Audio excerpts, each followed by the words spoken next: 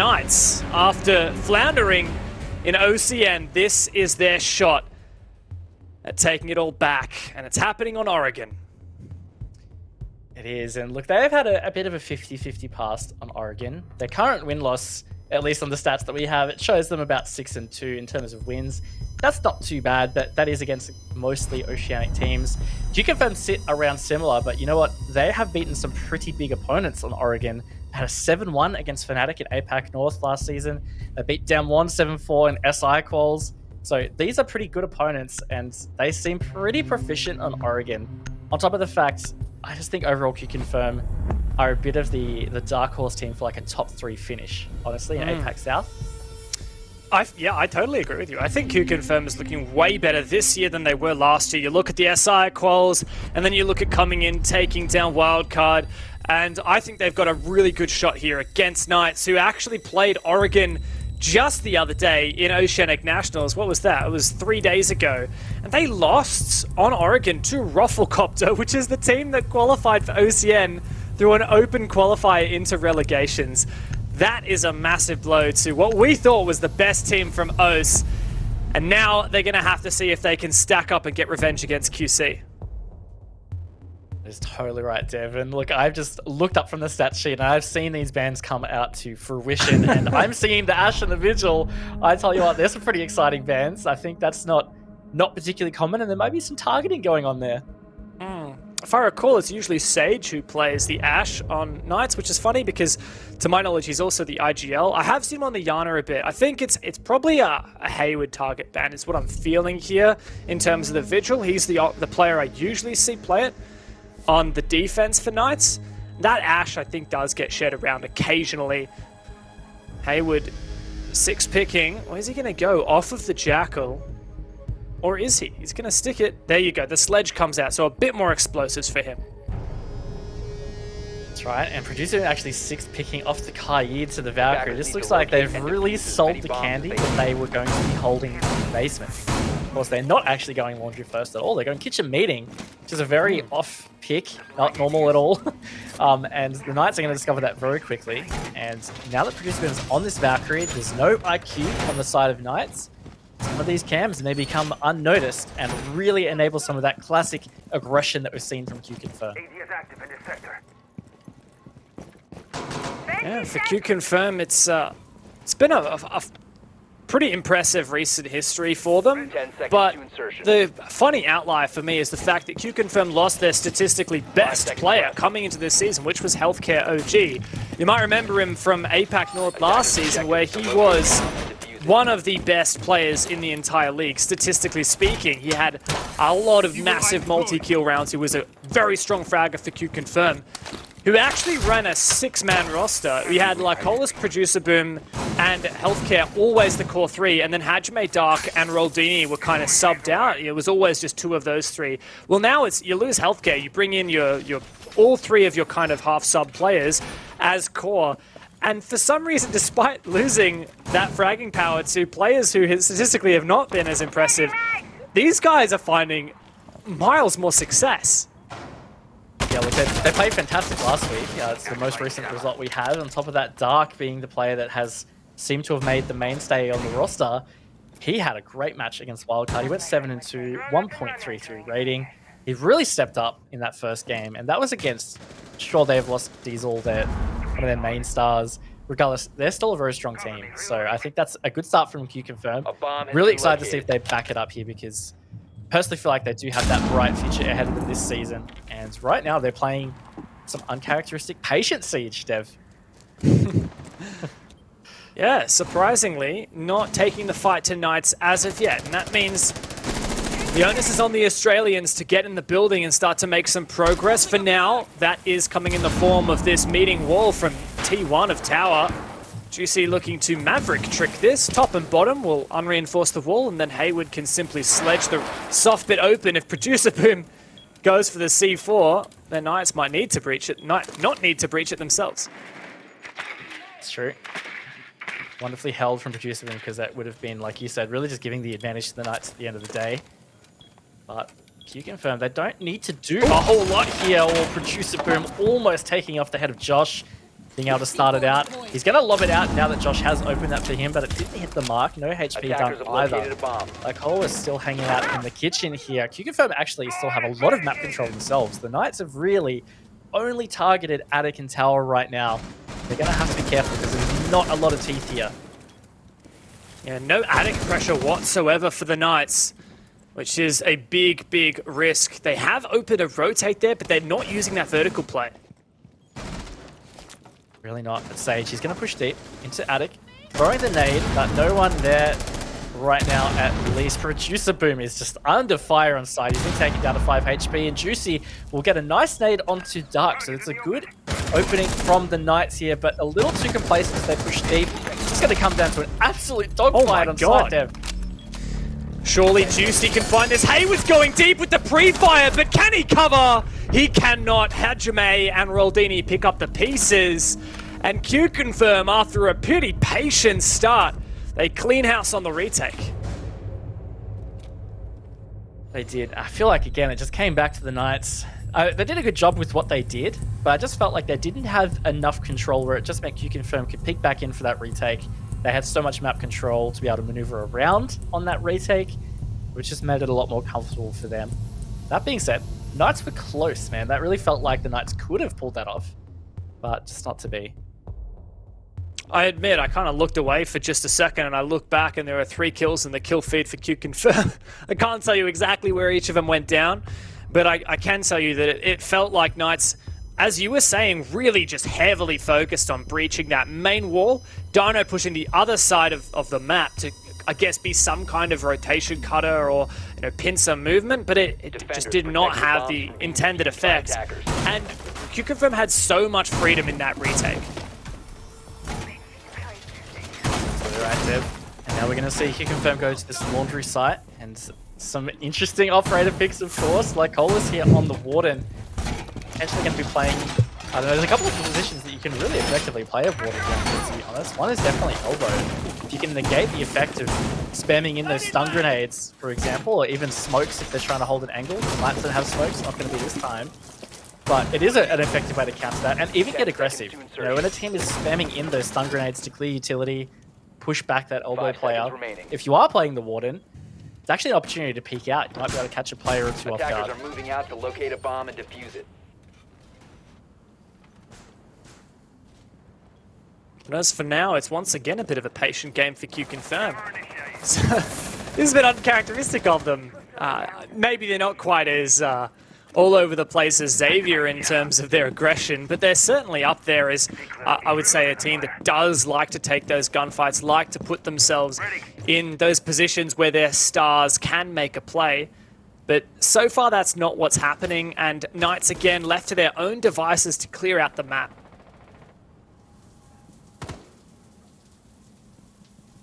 Going for some solid map clear this time, though. They're looking like they've cleared the west, and of course there are no QConfirm players there. They're going to be trying to play the aggressive position on these stairs with backup as well. You know, that's something that I think is really good about a team like QConfirm, is they will throw bodies, you know, plural, at things on aggression. It's not usually a solo play, and that can catch teams off guard. It results in trades and all kinds of sorts like that. But right now the Knights have made some really good pressure through getting this meeting hatch open. It's going to make playing around that pillar a little bit more difficult. Put some pressure on. Oh, that's unfortunate there for Hayward. I think he should get a refund. He's got rubber bullets in the skeleton key. But he does have those stun grenades still, which I think is the pivotal thing here for clearing out these ADSs and enabling the rest of his team to start using their utility to force out these players. Great crossfire sustained, though, by Hajime and Roldini.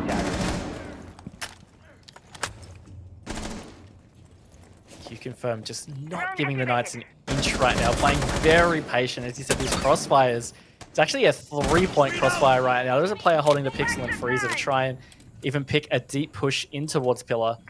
So really good positioning from QConfirm, and they are just giving nothing to the Knights. The Knights have got this control now. They've got a player in hatch, a player on the rear stairs. They're waiting for these pushes from QConfirm, and it's just not happening. Pretty sure QConfirm just reinforced up elbows, sacrificing that ground. to enable a bit more of a turtle setup. One less angle to worry about. Sage finally opens up the round. That's Producer Boom gone down, and that's the primary player from QConfirm holding Laundry. Now Knights are mostly mounting up for the other side push, but Josh finds one from Freezer. 24 seconds to go. Juicy's going to rotate. Hayward's gone for the rotate. Dark finally gets some action for himself in a 4 versus 3. Hajime way up the back of side, but Roldini's found two, holding down fast in the hallway, liable to getting refragged, and that's what Juicy does, all on Hajime in a 1 versus 2. But he's going to catch Hayward! No, he's not! Hayward somehow wins that fight, and Knights just barely steal the round. Wow, I really thought that Hajime's position there was going to get QConfirm that win, as you did as well, Dev, by the sounds of it, and just didn't get the pick. Really unfortunate. Felt like that, given the timer and it was a 2v1, could have been it, but no. The Knights, look, they put together a pretty steady attack. They got good early map control, but didn't do a massive amount with it. They tried to play the patient game, just waiting to see if QConfirm would peek them or try and play that aggression. It didn't happen, so then the Knights made it happen. They really started to push site, and getting the first 2 picks in particular really helped them just set up to be able to make something happen. Bit of a disappointment there for QConfirm, no doubt. I feel like that was just so winnable. Really tossed away there, and it goes to show sometimes you can have a strong position, but you just need to win your ones. You really can't lose those. And I mean, it's a miracle that Hayward managed to pull it off. Unfortunate though for QConfirm. It's a big effort from Roldini though. Lycolis is actually the player I want to mention for a second, because he has been historically for QConfirm and for the previous iteration of the team back when at one point Lycolis played with a lot of the Xavier guys and the team was called Xavier. 10 seconds to go. He was a star player. He was always on the support, but he was one of those players that you'd expect to be at the top of the scoreboard while still playing Thermite and still playing the Diffuser. And, you know, unfortunately, he just hasn't quite had that impact in the fragging department as of yet. We'll see if he can step it up. Producer Boom as well was a part of an iteration of that Xavier roster, I believe. Yeah. And look, you're so right. Like Colas, I remember back in the old APAC Pro League days, he really was a highlight player, just consistently pulling off these crazy plays. And I think it's really a testament to QConfirm as a team that while he's maybe not pulling off as many highlight plays as we've talked about, they've got this really well-rounded effort and they're still pulling out some really good results. While they didn't quite place as well as I'm sure they expected to in APAC North last stage, it came down to some really tight games against strong opponents, so it really easily could have been them up in that top 5, top 4 position. Definitely. And QConfirm actually won Pro League Season 11, funnily enough, in Southeast Asia. They were over the Knights, I believe. Sorry, over the Giants, I mean. So they definitely have a storied past and quite significant achievements in their history. So let's see if they can finally bring some of that form back, you know, a year on.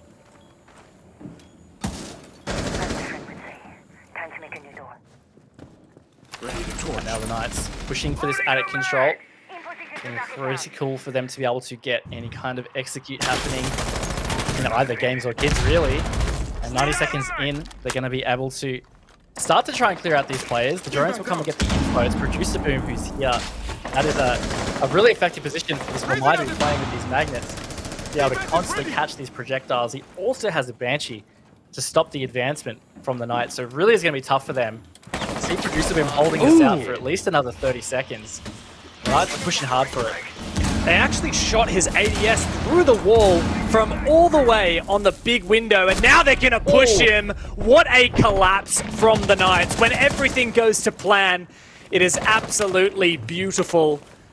And a 5v3 now for the Aussies. Juicy's got to be careful. He's low HP, liable to one bullet before he falls. 45 seconds now, and eventually Juicy does fall, but not out as of yet. Looking for the refrag. Dark takes a lot of damage, and Knights are picking QConfirm apart. It's all on the moot of Dark, pinched into kids' dorms, and all he's got is the swing, and it doesn't do it. Knights take another round. really aggressive and solid execute there from the Knights. They timed it well, and the small details, the clearing that ADS from the double window through the soft wall really enabled that attic push to work out. Also, a bit of a whiff from Producer Boom. He did take that Maverick player low. I think it was like 5 HP, but regardless, it was backed up well. He was going to be dead anyway. Knights ready to trade that out. And that was really the story of that gradual push in towards kids and games.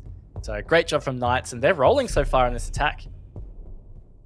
Absolutely. They might have had a slow start in the first round, but ever since then, it's been all Knights all day. And funny stat for you here, Knights have had the opening kill every single round so far. That's a bit of fun from them. Is that a 6-pick onto the Glaz I see? Oh, hello just about there. to say that. Attackers That is My super mind. exciting. Use bomb. You were a bit of a Glaz man yourself back in the heyday, weren't you? Back in the day, long time ago, but yes. Back in the Glaz meta, you were the Glaz player for your team, weren't you? I was the banana shooter. I was. But look, I still love seeing some Glaz do that. We really don't see it that often. But Hayward from the Knights, he does pull it out on occasion. There must be a particular play or reason that they're wanting to utilize him for. It really is his zone now. Is that special play?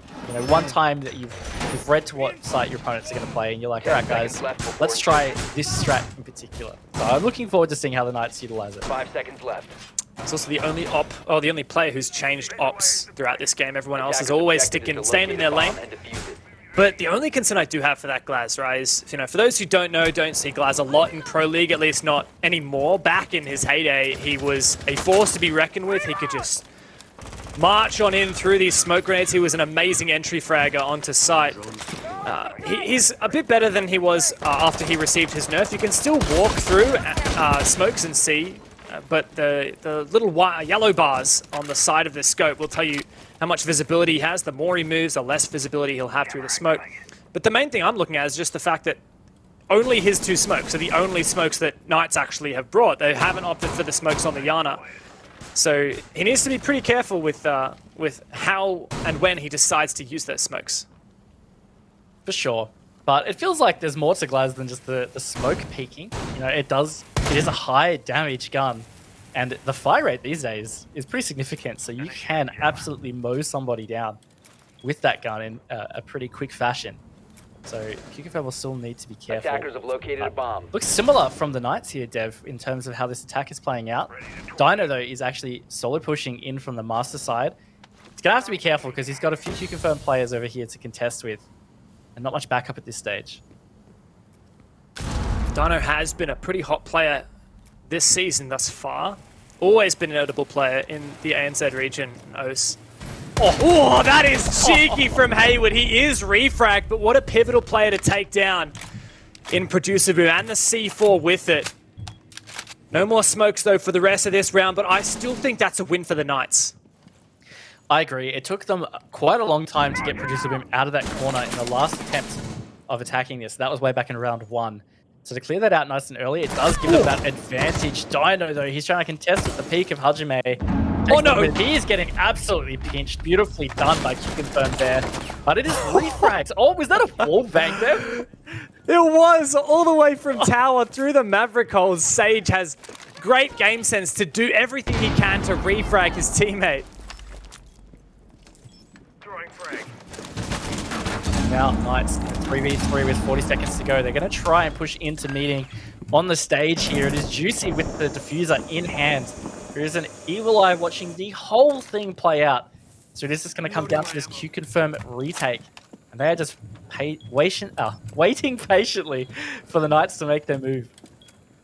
And they've got to make their move. They can't get rid of all this info. Juicy starts the plan. The swing from the Maestro is going to come through, but Sage and Josh hold down the lines and lock Knights in for yet another attack. That makes it 3 in a row. It does, and they are on a roll and just beautifully covered that execute because it's not that comfortable. It's a pretty sketchy spot on stage. You've got 2 angles to cover from. It's going to be the bridge that you've opened in towards the stage and then the doorway. And there are a lot of angles to cover. There's the 2 entrances from meeting double. There's the kitchen rotate. There's the patch in attic. Sure, they probably have drones watching some of it, so you can narrow it down, but it's not easy, especially against a swinging team like QConfirm. So great job from the Knights to get that one. I really liked the idea there from QConfirm, though. They had that evil eye in the side, and we only saw it for a split second, but there was one of Valkyrie's black eye cameras all the way at the top of T3, I think it was. It was somewhere in tower, looking all the way down to get extra info onto what's happening, and where are those players are hiding those kind of more safe positions on the attacking side. So QConfirm could enable that retake a little bit better, and of course that is what worked out for them well when they successfully retook the site on the defense the first round of this game. But I think Knights were just a lot more solid this time in holding the lines. QConfirm tried to make those plays, and yeah, like you said, it worked out for Knights this time around. And that's a massive momentum that has been built now for Knights, 3 in a row. 10 seconds to insertion. And quite subverting my expectations. I'm pretty sure I picked QConfirm to win this game 5 seconds to go. after such a strong 2020 so far. Yeah, and man, Knights, like they've had a struggle. They lost to Elevate in the rematch in OCN, and then they lost to Rafflecopter. Like Knights have definitely not come into this season as hot as we expected, and QConfirm are the opposite. So I'm surprised to see this play out as it has. Look, I'm with you there. I also have chosen QConfirm, and if anything, that was a lot more to do with, you know, maybe some doubts over the Knights' form. But sometimes with a team, it does take just a couple of rough losses to wake you up and just think, hey, we really have to get on top of this. We can't let our form slip. And particularly with the opportunity that's in front of them here with APAC South, they want to keep getting points on the board. So maybe they have just gone and grinded. And here they are showing up against QConfirm. But now what is going to be the real telling story is how can QConfirm answer to this? It feels like right now the Knights are actually really out-aggressing them and just out-fragging them. There's a lot more to it than that. But that is QConfirm's game in a lot of ways.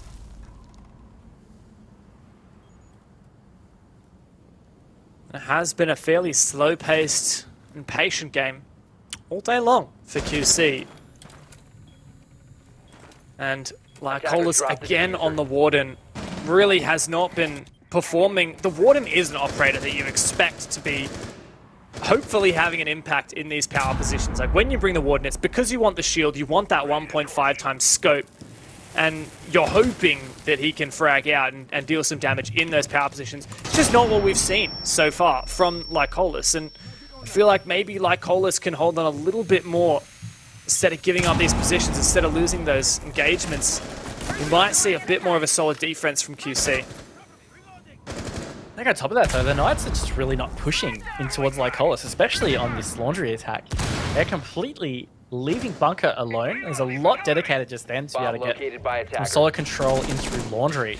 And now you're seeing Josh push down the freezer stairs. It feels like the push is not centralized around Bunker like we have seen in the past. And maybe it's just something they're going to rotate too late. Attackers recovered the diffuser. A lot of options available now for the Knights. Hayward moved back onto the sledge. The rest of Knights all over the place. That nade chewed up now. No second nade to follow through. He's all out.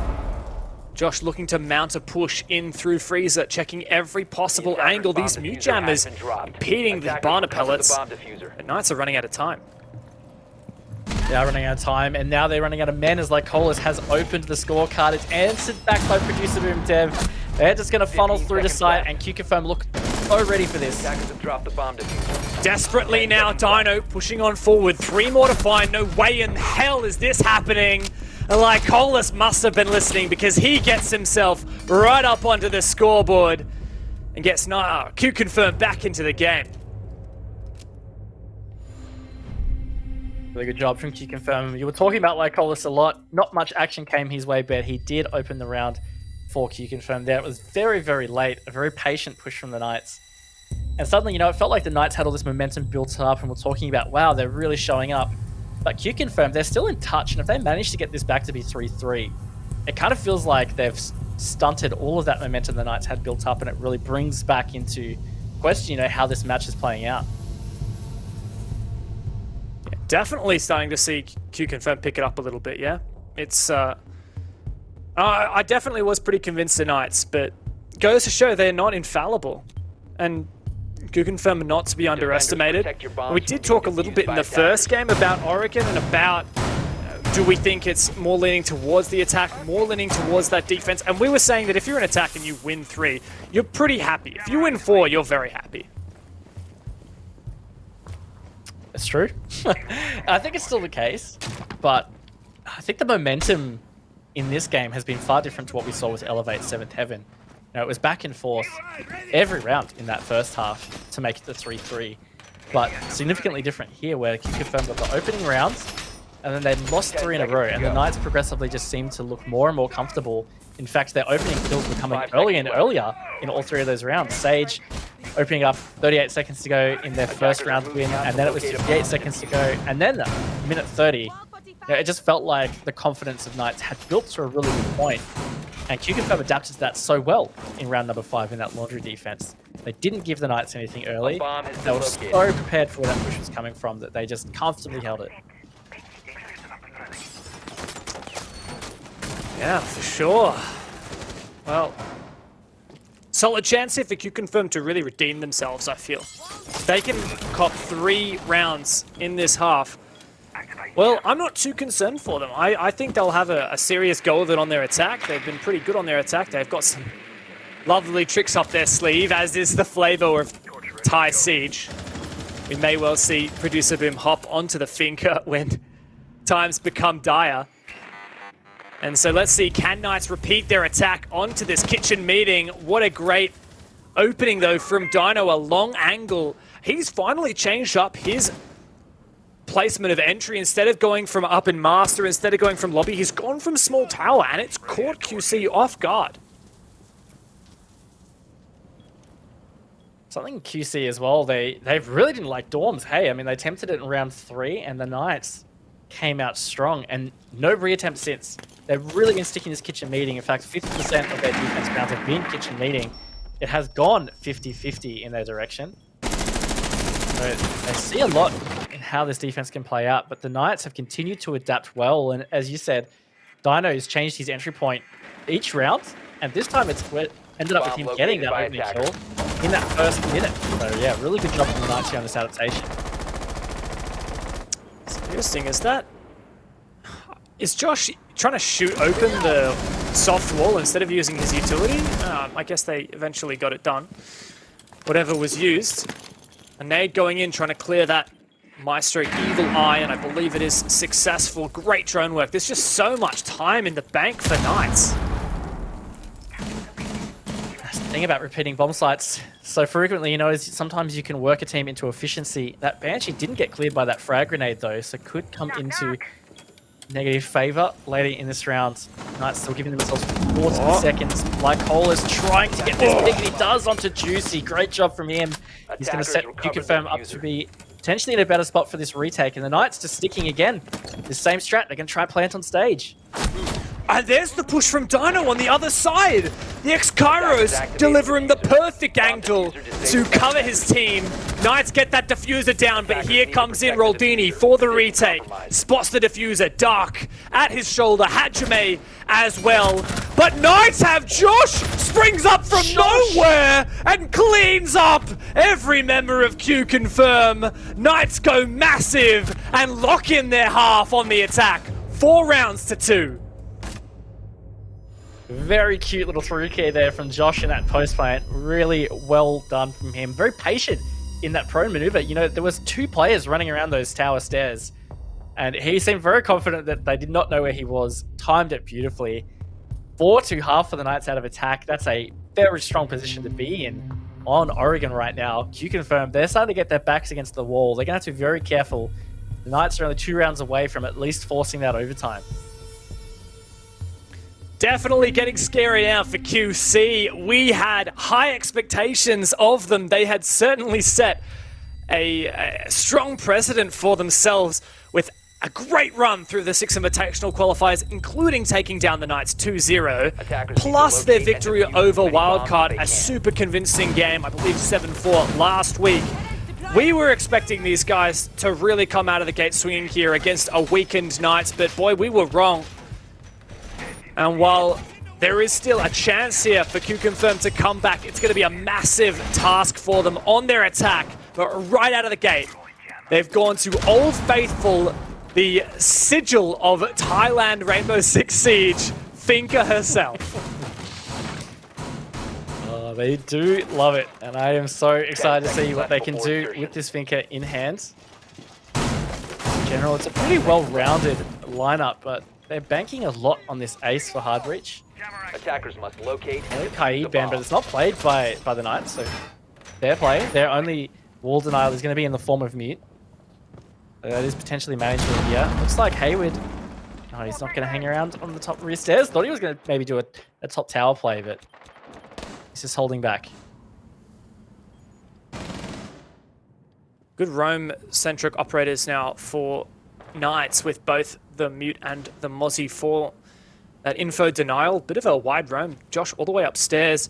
And on top of the mute and the Mozzie being info denial, you've got the lesions, which are actually info gathering. While they're not quite as potent as they used to be when you could see them through the walls as the lesion player, they still do give you some good info. You know, if you're nearby and you don't hear that good mine go off, you're pretty confident no one's come from that direction. And so Josh is going to use those to enable this upstairs roam and potentially flank late onto QC. I'm curious if QC do try and really flush this out or not. This producer boom droning out that top floor is the Finka. Gonna take quite a while to do so. In fact, they're probably going to burn at least half the round just droning this out and figuring out if they even want to clear out this roamer. I honestly don't think Josh is even that keen to take a heads-up gunfight. I think he's just going to shoot some drones and drop back because there are still some players around for support. But QConfirm are looming now. They've got some really good control here on the shower side of the map. Is this the signal for the push? That Attacking Finka the boost bomb. comes out, but it's like Kolasu goes down early. Juicy's taken a lot of damage for it, but that is absolutely worth it. A bit of aggression on the laundry stairs Attackers pays recovered the dividends diffuser. for Knights, and now time slipping away, players slipping away, and this game slipping through QConfirm's fingers. Josh still just sitting up here in the main dorm. Completely unpushed. This could be a really deadly flank against QC here if they're not too careful. And they look really stalled out on this attack. They're really not getting that pressure that's needed onto Knights right now. Producer Beam trying to push down the laundry stairs. He's the one with the diffuser. This is just going to be a very tough, tight execute for QConfirm. What's it going to take to break this Aussie defense for the Thailand team? Josh still upstairs, still a roam presence, and still so much map control. QConfirm have barely any control downstairs. Finally starting to push in into Freezer, and Producer Boom makes his entry. No Finka boost, there it comes, and that signals that it's time for action. Dark kicks things off, and Producer Boom goes for one as well. Knights are being overrun, but they've got something to say about it. Juicy goes massive, and Josh cleans up the last of them. Knights take us even further and shut down QConfirm in their first defense. Really good play from the Knights there. They just, once they had that opening, they held onto it patiently. And QConfirm, they didn't have a whole lot to work the Knights out of those positions. In the end, they just relied on that Finka boost and push through. And look, they got deeper than I expected. I really thought Knights were going to shut that down before they could get through Laundry. They did get through, but just that back line of the defense of the Knights stood strong. And now the Knights 2 rounds away from taking this map. QConfirm at a very heavy deficit here and just not much momentum on their side. Once again, Producer Boom changing his op, just desperately saying, okay, what do we need to bring to the table to start to poke some holes in these Knights' defenses? They don't have long to figure it out because one more round lost, and that's a guarantee that they will not get the maximum 3 points out of this game. They can't go to OT if they want to get the full shebang. They've got to lock it out here, and that would mean a massive 5-round comeback. I just don't see that happening. Knights are pretty confident in their ability to at least get an overtime here. Likely a win. Likely the full 3 points here. They've just had such a strong attacking half and set themselves up so well for their defense. Now, QConfirm just trailing miles behind. It's Speaking of trailing miles behind there, Attackers are moving QConfirm out are to really locate a bomb miles and defuse behind it. in terms of these Defender has been opening stats. In discovered. fact, QConfirm only have one of the opening kills this entire map. And Insane. I think the scoreboard closely reflects that. And the other thing that I've noticed about the scoreboard is Hajime, who was a standout player for them last week against Wildcard, in fact their highest rated. He's having a bit of a rough game so far. He's only got 2 kills to his name, and he's playing a relatively aggressive role. So, QConfirm just not really finding their groove at all in this match against Knights.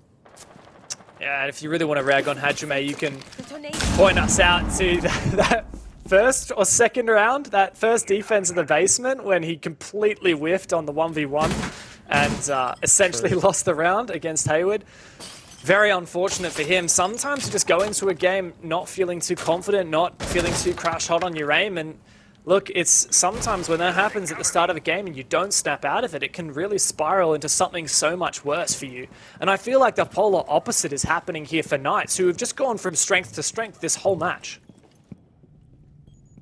I think that's the dangerous thing, is it feels like as the match is going on, the Knights are just constantly over-adapting to QConfirm as opposed to the opposite, and they just continuously look confident and strong, whereas QConfirm is quite shaky. So they're really going to have to get things moving here because they don't have many rounds they can lose. They're halfway through this one. They've struggled to really obtain much control. They're starting to get Attic open with this Maverick and clear this out. The Knights are just playing patient, and again, they're just not giving them too much. And Producer Boom, well, he does get that opening pick, but he was taken low. Very risky play there from Producer Boom. He tried to send in the Gemini, he tried to send in the drone, both got muted. Went for the kill anyway. Surely Dino doesn't get another like Colas for the punish, and that actually leaves QC with the man advantage. Only narrowly, and not much of a health advantage there. Producer Boom so low, still not all the map control that they should like. Hayward keen for an angle here to fight. Hajime just on the other side. Juicy's going aggressive and punishes Hajime. Very aggressive play from the Legion. And Sage is coming back to side as well. What's QConfirm got left in the tank? That's Producer Boom, who's still low as well, so it couldn't take much to take him out in this 3 versus 3. Not much time on the board either. QConfirm, they're waiting for the Knights to continue this aggression, but they've dialed it back. They're being patient. 20 seconds now in the pocket. This attack is floundering as Juicy pushes deep here, Dev. That could be the nail in the coffin. Knights, they actually take it. They move to match point now. Great C4 and peak there from the Knights. Perfect coordination, and there just was not enough gas left in the tank for QConfirm. Staring down match point and a potential embarrassment. A 7-2 loss would be certainly dashing our expectations and the confidence that we had in this Thai roster against the arguable favorites from Oceania. We had QConfirm as the winners here. They clearly came into this with confidence and with a bit of research to counter Knights. They came in with these strange operator bans, the Vigil and the Ash target bans, and it just was not enough. And Knights, this has been their game ever since round number 1. It's felt that way, and oh boy, QConfirm, 4 perfect rounds are required for them to salvage something out of this. The Knights, they are hunting another 3 points this week because they did successfully beat Elevate last week in Play Day 1. They earned 3 points there, so they would be seeing themselves up at the top of the standings with 7th Heaven, and in fact, I think they would be on top with them, at least if they win this round based on the round difference. Yeah, it's a big chance here for Knights. In fact, what with the win last week, the win this week, yeah, it's certainly going to be racking up the points on the scoreboard. Quite a polar opposite to their performance thus far in OCN, where they have a loss to Elevate and a loss to Rafflecopter. So fortunately for them, 5 seconds left. they're digging their heels in here in APAC South, even if they can't necessarily hold the same ground in Oceanic Nationals. Right, Dev. Ground here for QConfirm and Knights for that matter, because the Knights can end it right here, right now. Player that's been very flexible for them this match actually is Hayward. He's played a lot of different operators for various different reasons. Known to be mostly an aggressive player and often on the Jaeger role. That's actually Sage in this instance, and Hayward on this Echo.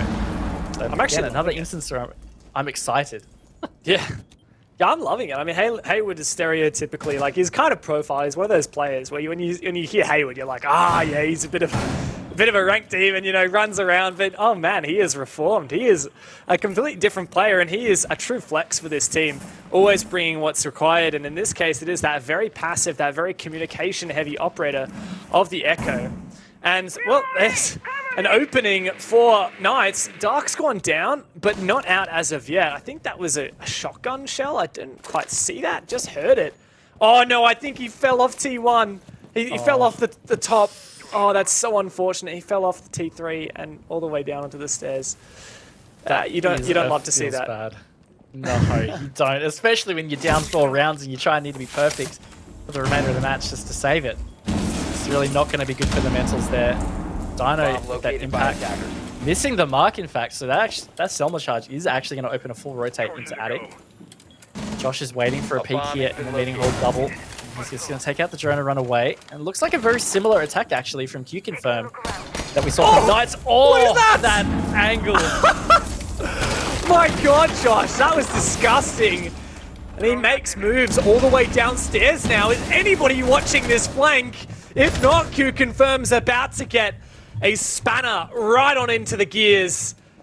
Juicy is also on the other side. Josh finally punished. Good job from Lycolish to make sure that doesn't last any longer, but he's taken down so low for it. Both him and Dark, in fact, low HP. Juicy still has Smoke Babes left in the pocket, I believe. And there comes the spray from Hayward. 40 seconds left. And this 3v3 suddenly swings back in favor of the defense. It is, but Producer Boom, he's stepping up to try and save this for QConfirm. 2 Knights players to find, but Producer Boom's being downed now by Juicy. This is going to be a tough little 20 seconds here. The Knights have great positioning. Dark, though, he's going to try and go for this plant. Sage has all the info he needs. Ready for the spray down, and Knights lock it down. They take out QConfirm in a 7-2 dominant match and are flawless in the APAC South League. That was just a massive effort from Knights, honestly. They were tremendous and immense. QConfirm did not have an answer, especially once the Knights rotated to defense. They tried to put the fight, but the Knights were too strong. And a 7-2, I mean, we expected this match to be quite close, and this is far from it. We said it would be the match of the day, but I think only Knights fans would agree. What a performance. And Oceania certainly steps up. In fact, I believe that is one of the first ever wins that we've had from Oceania over a... In fact, it's 2 for 2 today.